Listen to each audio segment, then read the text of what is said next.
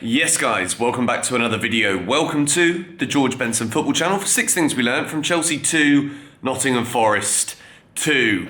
The way that our standards have slipped this season, I'm going to sit here and say that the fact we scored 2 goals means I'm not going to throw all my toys out the pram. I don't think in this video today, but I think we did learn something from this Chelsea team, which in some of the recent performances, there's not really been a lot to discuss because it was predictable, it was the same old story, Chelsea getting battered everywhere they go, but we didn't lose today.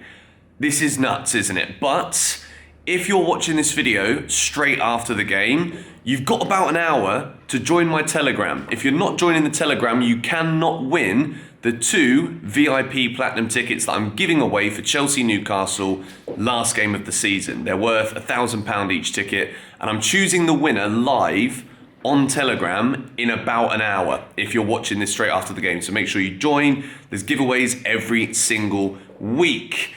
The way that this game went, first half was absolutely shocking. We had a good chance. Raheem Sterling was played in, but a good tackle from Forest. The goal is just so predictable. Edouard Mendy gets the start today. I think the 4-3-3, it worked relatively well, and as much as there were good elements of Chelsea's game, Mendy, what is going on here? He gets given a start for the first time since, I think, in the Premier League, the first 6 games of the season he played, and then he's back in today. He comes for the ball, and I don't know what he's doing with his fists. He's got like both of his hands together going in towards the ball, and then you've got Thiago Silva and Badi Ashil. What happened to those two as well? Like, just concentration-wise, when that goal goes in, I'm thinking, the way this game is going again, the way that we're so slow in the build-up, we're passing it sideways, defender to defender, midfielder to midfielder, I don't see us getting anything from this game. And then there is a 15-minute window at the start of the second half where Chelsea actually turn up, or should I say, Raheem Sterling chose to turn up. It was good work in the build-up from Madueke and Chalobah for the first goal, and then the second one, great driving run from Ruben Loftus-Cheek to feed in Sterling, and it's probably the best Chelsea goal that I can remember in quite some time. So there is positives to talk about, but again, the standards that we've let this club slip to, where a 2-2 draw at home to Nottingham Forest, these guys are fighting for their lives at the bottom of the table. Chelsea secured our safety last week, but, you've got now Man United, Manchester City, and Newcastle as our final 3 games of the season. And if I'm being very, very honest, I think that could have been Chelsea's last point of the season here. And I'm not happy about it, but at the same time, when we look at some of the lows that we have experienced recently, this isn't the worst one of them all. But I do want to begin. Box number 1 here of 6 things we learned is a green for Raheem Sterling. This week we've heard Sterling come out and say that he wants to be a big part of the progression at Chelsea Football Club with the rebuild the way it's going at the moment. Sterling says he wants to fight, he wants to be here. And when I saw in the first half, I'm thinking, once again, there's no reason in my mind why Sterling should have started, but Mudryk should have. That's what I was thinking. But then in that second half, we see those diagonal Raheem Sterling runs, getting into the box, and the first goal takes a big deflection, bit of luck. Chelsea have needed that. Sterling's needed that personally. The second one is an unbelievable finish. It's a great goal, one of the best goals we've probably scored this season. And for Sterling, you can see the relief on his face when that first one goes in. It's like, I've been under scrutiny, my teammates have been under scrutiny, Lampard's been under scrutiny, the whole club has been scrutinised. And I think for Chelsea, we're not used to scoring goals. We're not used to scoring goals at Stamford Bridge. So just to see the relief that it wasn't going to be one of those games again where Chelsea concede the first goal, go 1-0 down at half-time or losing at half-time. I think we've lost from nine times when we've conceded in the first half this season. We've gone on to lose the game 9 times. For Chelsea to even consider losing 9 games in a season isn't good enough. But this year, it's a little bit different. And I think when it comes to players like Sterling, who I've said it, he could be sold. It's not gone the way that he would have wanted it to at Chelsea. He's got to deliver. If he's going to talk in the media about wanting to be a big part for this club, to fight for this club, to keep playing for Chelsea, then he's got to deliver on the pitch. And today, in that second half, he grabbed the game by the scruff of the neck, and he was probably the best player for Chelsea Football Club.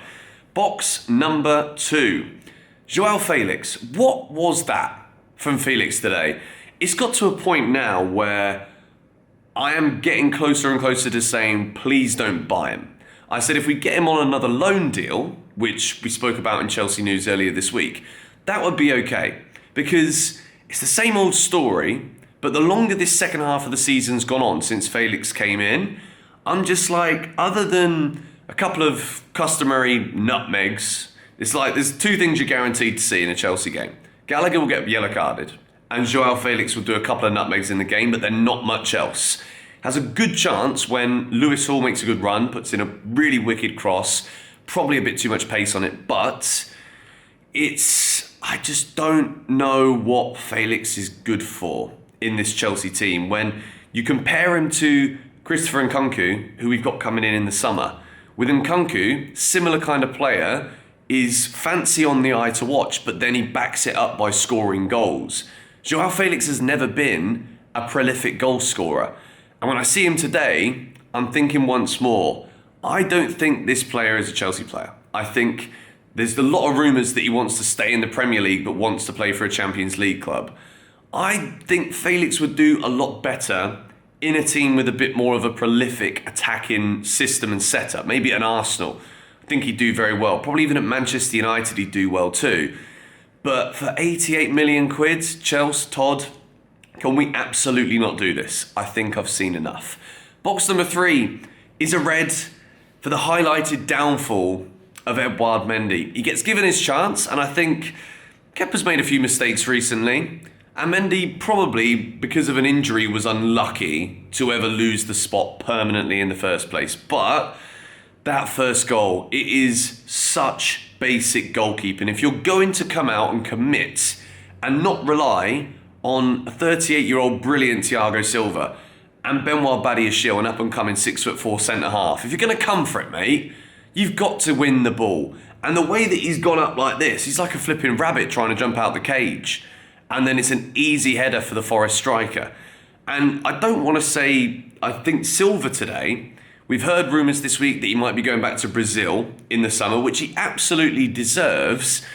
But I think when Frank Lampard's chopping and changing things, you put a goalkeeper in there who was making errors before he lost his place, but then there's no communication. There's not been minutes of football played with Mendy behind Silva and Badiashile. So I think once again, Mendy just doesn't cover himself in glory. And I think the reality of the situation at Chelsea is both of our top 2 goalkeepers aren't good enough. So if there is a way that we can sell both of them, get money in for them, you've got Slonina coming through as well. Fabrizio Romano said it this week, Chelsea sees Slonina as a goalkeeper for the future. But with Mendy, even the second goal, Kepa does better there. And it's got to a point where you expect a mistake from Kepa, you expect a mistake from Mendy, but they both do better in certain situations and worse in others. So overall, Chelsea don't have a top-class goalkeeper. And if you want to compete at the highest level, Nottingham Forest goalie's better than us. Navas is a better keeper than Kepa and Mendy. I said it, that's my opinion. Box number 4 is a yellow for Thiago Silva. He had the banners before the game, which I absolutely love. I think he deserves it. I think he's been such a brilliant custodian of the club since he's come in. But today, it just seemed as though all of this potential talk about going back to Brazil, concentration-wise today, it was off. And I think as much as there were still good blocks, he was trying to progress the ball out from the back. I think Trevor Chalobah did a good job today, and I've just realised I didn't give him a box. But again, he's not right back. And Thiago Silva, I think, with that partnership with Badiashile, you expect it to be better. But I do think between now and the end of the season, if we can get Wesley Fofana back in the team, as much as Thiago Silva is so brilliant, is it time to start seeing Fofana and Badiashile play together? Is it time to slowly wean Thiago Silva out of this team? Let me know your thoughts in the comments down below. Box number 5 is a red for Kovacic. He goes off injured just before half-time. I think it was like the 41st minute, and then he comes on in the 45th.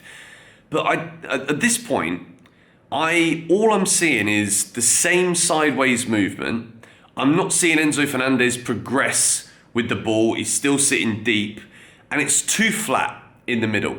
And I think Enzo, in recent games, has kind of been plodding along a little bit. I think he is, like many Chelsea players in this squad right now, we're going through the motions, we're turning up, and we're not really putting in 100%. And I think with Kovacic, he's one of those players where, unless he's scoring, getting assists, which he did the other day, granted, but I don't see what he's offering. I really don't. You know, we've heard for so long about, press resistant, yeah, and we back it. We back him for that. But at the same time, Chelsea need more creativity. We need players like Enzo who can play those over-the-top passes, who are trying to orchestrate the game and see things a pass in advance. And I think Kovacic is a bit too reactive. And recently I've just struggled to see how players like Kane Chukwuemeka just can't get a game. Now that Kova's injured, not saying this is a good thing, I know obviously you never want your players to be injured, but maybe we see Khan's get a few more minutes. Box number 6 is a yellow for the substitutions. Kai Havertz comes on, does nothing. Hakim Ziyech, a couple of good touches, tried to get the ball in the box. But why is Mudryk on the bench still at the end? Chelsea are drawing 2-2 at home to Nottingham Forest. And the one player who can take players on, Forest defenders were committing fouls all over the gaff today. Bring Mudryk on. Let him run at them. We were getting good moments when Sterling was taking players on. Noni Madueke had a good game, I thought, as well. Came off after 70. But you're bringing on Ziyech, a bloke who's going to leave. Granted, he wasn't awful when he came on, but why is Mudryk not coming off the bench against Nottingham Forest? Lampard, Frank, mate, what are you doing? The reason I gave it a yellow, because Ruben was also good. But yeah, it's just another naff Chelsea result, really. Not the worst performance of the season, but nothing special again. Well done to Raheem Sterling. As I said at the beginning of this video, go and check the link in the top of the description to join the Telegram, because the winner of the 2 Platinum VIP Chelsea Newcastle tickets will be announced in about an hour. So stay tuned, hit the like button if you enjoyed this video. Come on, you Blues.